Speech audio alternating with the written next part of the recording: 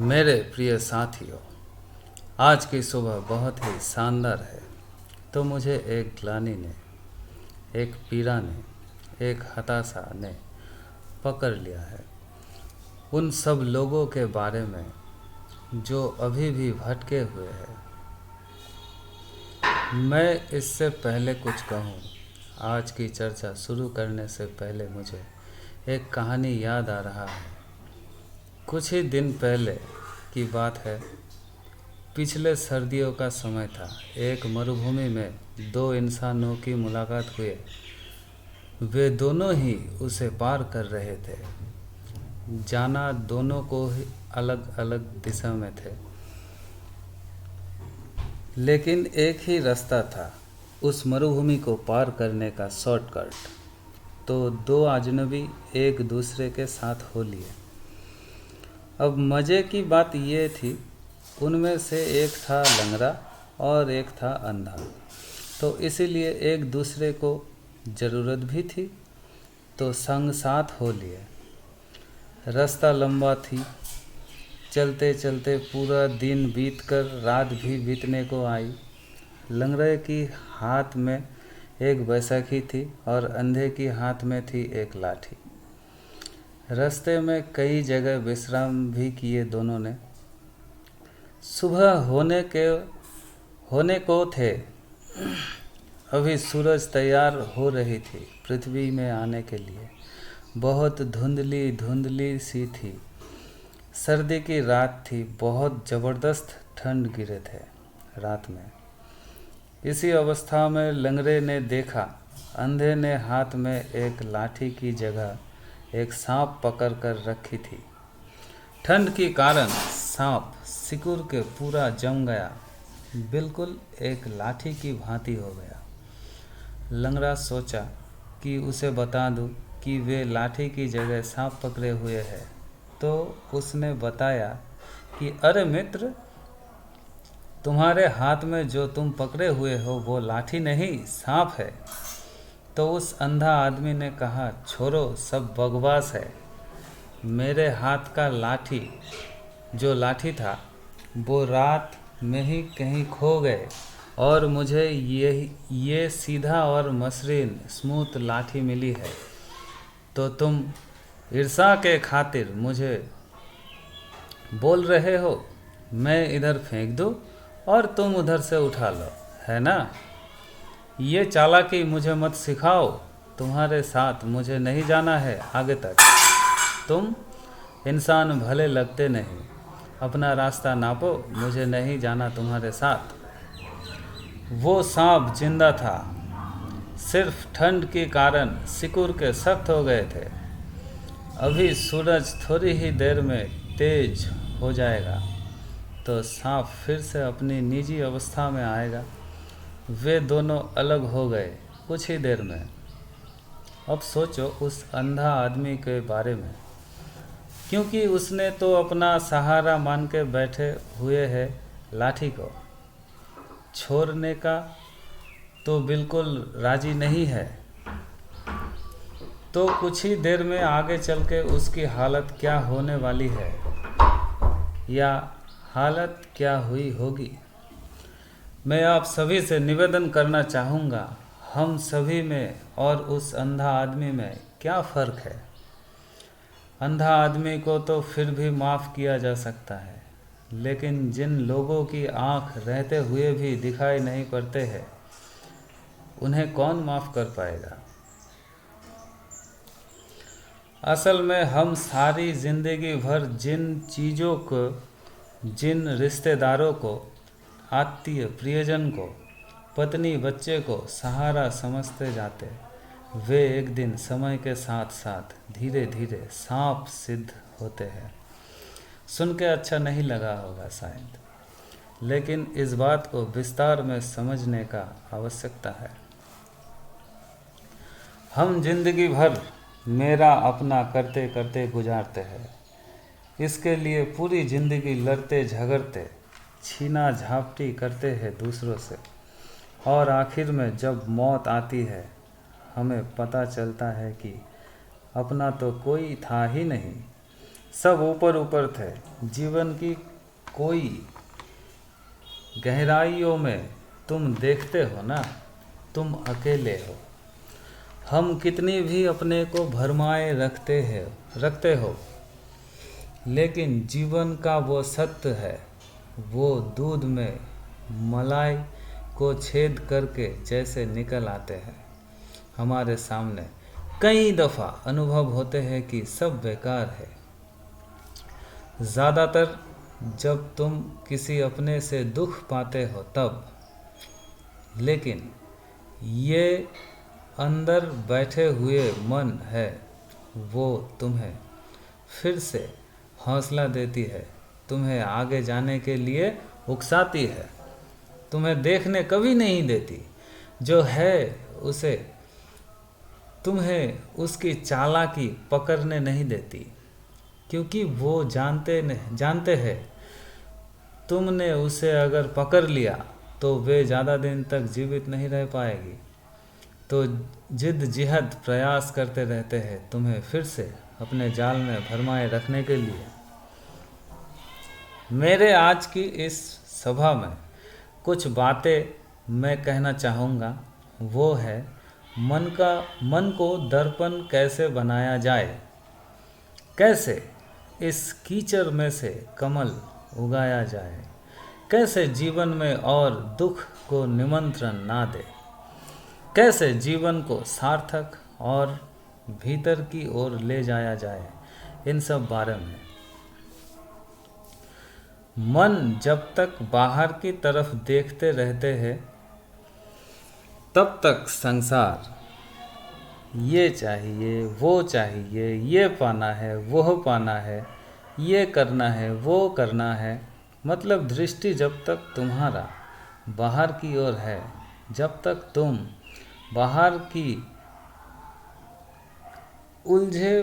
ही उलझे हुए हो, चाहे रिश्ते हो, चाहे धन हो, पद हो, प्रतिष्ठा हो या ईश्वर हो, तब तक तुम भटकते रहोगे, दौड़ोगे बहुत, लेकिन कलू की बैल की भांति पहुंचोगे कहीं भी नहीं। जब तक तुम थक के हार के अपने को देख नहीं पाओगे, तब तक संसार भीतर लिए फिरते रहोगे, क्योंकि तुम्हारा मन अभी विचारों से भरा है, आशा से भरा है। जब ध्यान में बैठ के अपने विचारों को निरीक्षण करोगे, धीरे धीरे मन झील की भांति शांत होने लगेगा, जैसे पूर्णिमा की रात में चांद फलक पे है और साथ में हवाएं भी है, तो चांद की तस्वीर झील में तो पड़ेगा, लेकिन पूरे दिखाई नहीं देगा, खंड खंड होके पूरे झील में दौड़ेगा। वैसे ही अभी तुम्हारा मन है, परमात्मा तो हर क्षण मौजूद है तुम्हारे भीतर, लेकिन विचारों के हवाओं के कारण तुम्हें ठीक ठीक दिखाई नहीं पड़ता। विचारों के लहर तुम्हें अस्त व्यस्त करके रखते हैं, खंड खंड करके रखते हैं। हवा थमने पर झील में जैसे चांद पूरा पूरा उतरते हैं एक जगह, वैसे ही ध्यान को करते करते, विचारों को निरीक्षण करते करते मन भी धीरे धीरे शांत होने लगता है और उस परम की छवि उतरना शुरू होता है मन में। तब जीवन एक शांति से भर जाता है, आह्लादित होने लगता है और मन एक आईना बनना शुरू होता है। अभी मन तुम्हारा विचार की कीचड़ से लथपथ है, गंदगी ही गंदगी है। तुम जो भी करोगे इस अवस्था में वही गलत होगा। चाहोगे तुम कुछ भला करने को, लेकिन सोचो एक अंधा कैसे दूसरे अंधे को रास्ता पर कराएगा? पार होने के लिए आँख चाहिए। जिनकी अपनी खुद की आँख अभी पैदा नहीं हुई, वो दूसरों को कैसे आँख के बारे में समझाएगा? तो कोई आँख वाला व्यक्ति चाहिए ना रास्ता पार होने के लिए। तुम्हारे आँख अभी पैदा नहीं हुए, तुम जो भी करोगे गलत ही करोगे। किसी को दान करोगे, तुम अपने अहंकार को रस देने के लिए ही करोगे। 4 लोगों के सामने दान का मजा लोगे।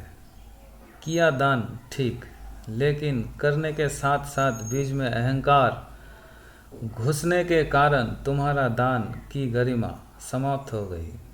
तुम अकेले में दान नहीं करना चाहते हो, क्योंकि देखने वाला ना हो तो दान की क्या मजा।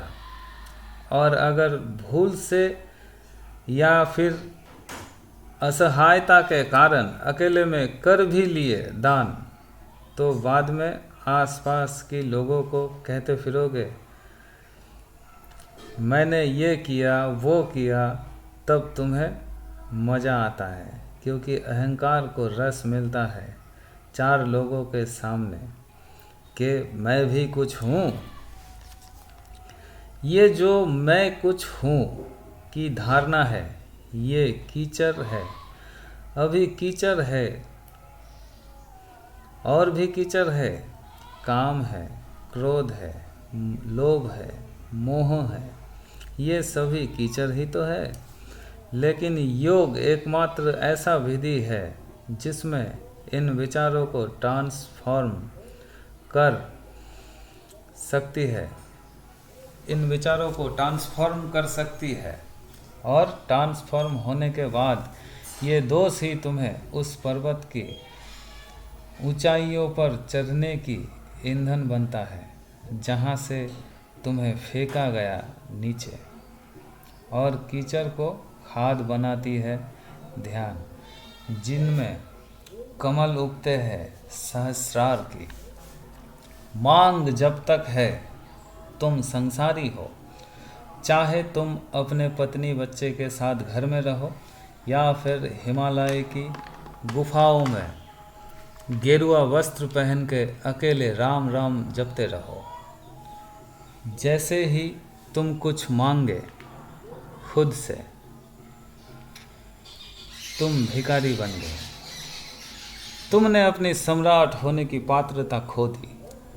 चाहो कोई भी हो, चाहा कोई भी हो, वो चाहे धन, पद, प्रतिष्ठा, पत्नी, बच्चे की क्यों ना हो, या फिर मोक्ष, निर्वाण, मुक्ति की हो,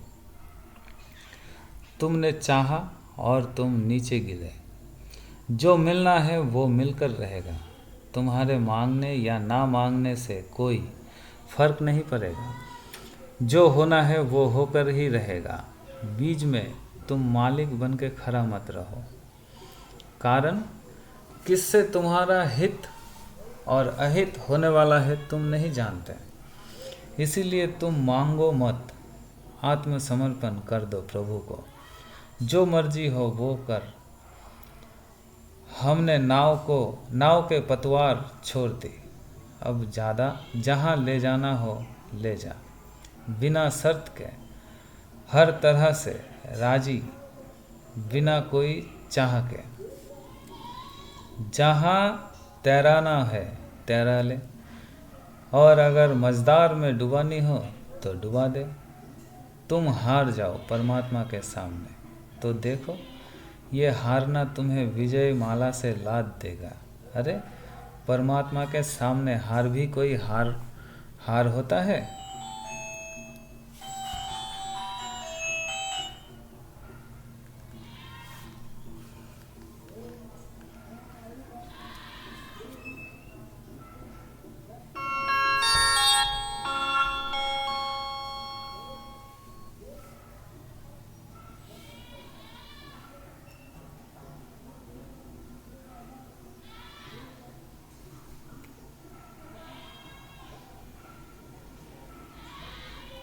कभी परमात्मा के सामने हारता है जब कोई, वो अपार संपदा से पुष्ट होके मौज में जीने लगता है। तुमने देखा रास्ते में चलते कभी कोई फकीर को, जिसकी हंसी चक्रवर्ती सम्राट की हंसी को भी मात दे जाए। तुमने देखा कितनी सम्राट फकीर के सामने आके उनके चरण स्पर्श करते हैं। सम्राट बाहर की संपदा से भरी है जो कभी भी छीना जा सकता है, और फकीर भीतर की संपदा से भरा है जिसे कोई भी कहीं किसी भी तरह से छीन नहीं पाएगा। इसी शांति में पहुंचा हुआ फकीर सम्राटों पर भारी पड़ते हैं। इतिहास उठा के देख लो। जीवन में कभी और की मांग मत करो। ये और की मांग ही दुख की श्रृंखला को पैदा करते चले जाते हैं। जो मिला हुआ है उसे अहोभाव से स्वीकार करो। प्रभु को धन्यवाद दो, तूने इतना बिना मांगे दे दी। क्या पात्रता है हमारी, तेरा अशेष अनुकंपा प्रभु। ये जीवन देने के लिए कृतज्ञता से भरो। तुम इसके योग्य नहीं हो, प्रभु ने तुम्हें इतना दिया। जब व्यर्थता चारों तरफ से तुम्हें दिखाई पड़ने शुरू हो जाएगा, जब बाहर की सारी यात्रा तुम्हें नर्क की ओर ले जाने वाली रास्ते मालूम होने लगेंगे, जब मन तुम्हारे ध्यान करने की वजह से शांत झील की भांति मालूम होने लगेगा, जब तुम्हें रिश्ते नाते में आसार दिखाई पड़ना शुरू होगा, जब तुम कृतज्ञता से प्रभु की प्रति भर जाओगे और बाहर की जगत में करने योग्य कुछ नहीं बचेगा, तब तुम करोगे क्या? भीतर मुड़ जाओगे, अपने आप ही अपनी शून्यता में डूबने लगोगे, धीरे धीरे एकांत होने लगोगे, सबके बीच में रहते हुए भी। जैसे कमल की फूल पानी में रहते हैं अनछुआ बनकर, वैसे तुम भी अनछुआ बन जाओगे कमल के भांति। मेरे बात को इतने प्रेम पूर्वक सुनने के लिए धन्यवाद। सबके भीतर बैठे हुए सच्चिदानंद को मेरा प्रणाम। आज इतना ही।